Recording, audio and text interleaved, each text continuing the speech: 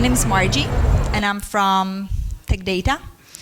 And today I'm going to talk about a little bit about IoT, a little bit about AI, a little bit about the issues that we can face as the CIOs, IT directors, IT managers, but also I'm going to walk you through a couple of examples that we as TechData are happy to show over. And so let me maybe start with a question. How many of you are in the IoT business? Please, hands up. Cool. Analytics, AI, machine learning. Anyone knows what's the IoT? Come on, hands up. Okay, good. So IoT is nothing more or less than Internet of Things. That will be it. No, we're just gonna get started. So for the last couple of years, CIOs and other business leaders, they've been facing a little bit of trouble when it comes to the growth of IoT, cybersecurity, also how to recruit and keep the talent within the companies. And also business transformation, digital transformation. They've been mostly driven by the business side of the company, not necessarily the technical side. And so there has always been a little bit of where IT should be in this structure. So the data-hungry marketeers, data-hungry, data-driven business developers, they've been looking for new ways for acquiring customers for the business growth. And of course, the issues, the challenges of the couple of years, like keeping the network updated or the backups fully accessible, that's already been solved mostly by a cloud-based business solutions.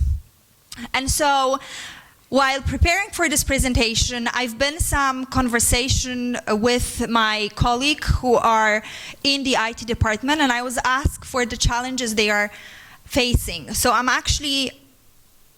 not from Serbia, as you can say from my language. So I'm actually very curious if you also face some kind of maybe similar challenges. And the one that we saw, these are three of them. So first of all is that CIOs and IT managers, there's not just IT guys, right? They've been asked to get a part into a business transformation more and more, to be in a strategic decisions, to be in the part of this company growth. And this is something that really changed, and something that we as the company, we need to find a new ways how to make the IT a part of our whole companies. Did you also have a similar experience that you've been asked as the IT managers to have actually an active decision part in the process of the company growth? Or is it still a technical side? Who's still in technical? Hands up. Who's in business? Beautiful. So that's working.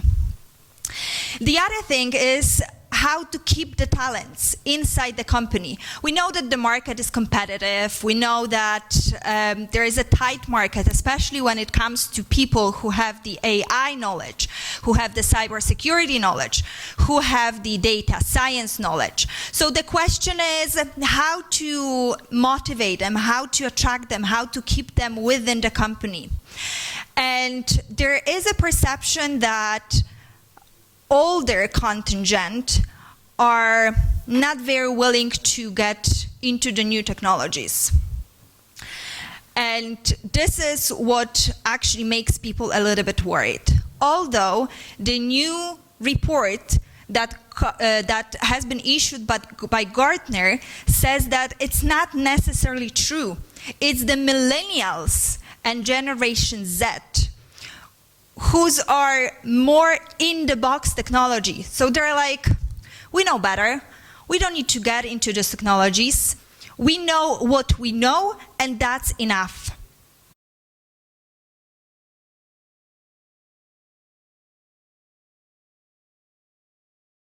One project in Norway. The company is called Nordics. They are owners of the wind turbines in the wind park. They have 7,000 wind turbines in a wind park, all in the remote locations. So they experience a little bit of trouble with the commissioning process and the maintaining process. As you can see, as you know, they're really big, huge machines, super costly. They cannot afford that something is, stopped running, especially that they rent it out. So they need to make sure the maintenance is on their side. So they decided to go with the solution L, so large solution, and they equipped this turbines with 5,000 sensors that's sending daily 1,700, so 1,700 alert every day. So the alert needs to be addressed somehow, right? It cannot be that they are just sent out. So they need to be addressed, they need to be monitored. A lot of issues they managed to reduce because they were able to remotely fix it. So this is one of the examples that that really happened using the Dell bundle. The other one, before I go to the other one, just wanted to say that the MVP that we did with this client was just 8 weeks. It's a really quick project. 8 weeks, it's just nothing. So it's a really kind of take and play. The other one, who is from automotive industry? Anyone? No one?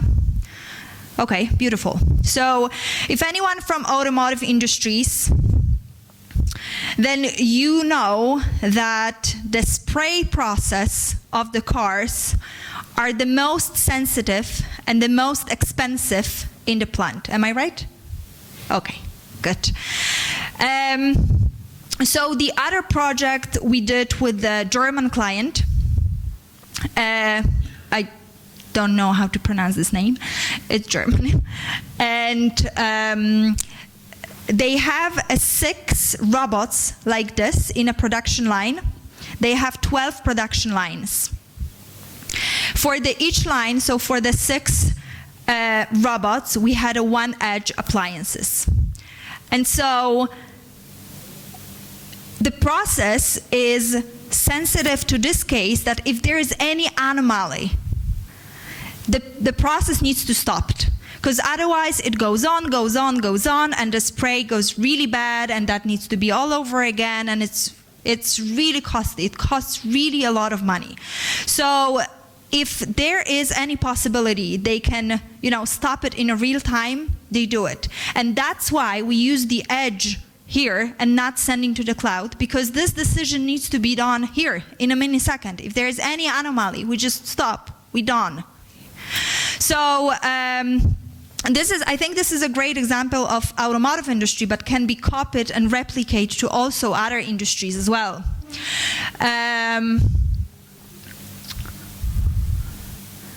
Another industry I want to talk about is retail. Retail is basically everything, from the stores through the brand owners, through still the big store, the small store, the supermarkets, pretty much everything. And I can tell that this is a brand that's transforming really crazy time. They are really going for anything that is in the market. And I can give you a lot of examples from Poland, because I'm also responsible for Poland. I'm actually Polish. And I have a lot of examples on that, so if you would be interested during the dinner, I'm happy to talk through. But this specific example that I'm going to talk about is is based on cloud. But before I go to this, we need to realize that there are projects that don't require edge, right? There are projects that we can send data directly to cloud. There can be edge, but we don't need to use it if it's not needed. And we can send data directly to the cloud, and based also on that, we can do some prediction. We can do AI, we can do machine learning, and so on and so forth. So this is just to give you the hands up, this is the architecture that we have a gateway that sent data directly to the cloud. That can be the Oracle cloud, and one of the demo that we're having today in our booth is actually based on Oracle. So our colleague is also here to help out. If anyone wants to see the demo, we're happy to show it during the break. That can be, of course, like an Amazon cloud or a Microsoft cloud or any other cloud. And as I mentioned, we have a really big portfolio of vendors. This is just the sneak peek of who we work with.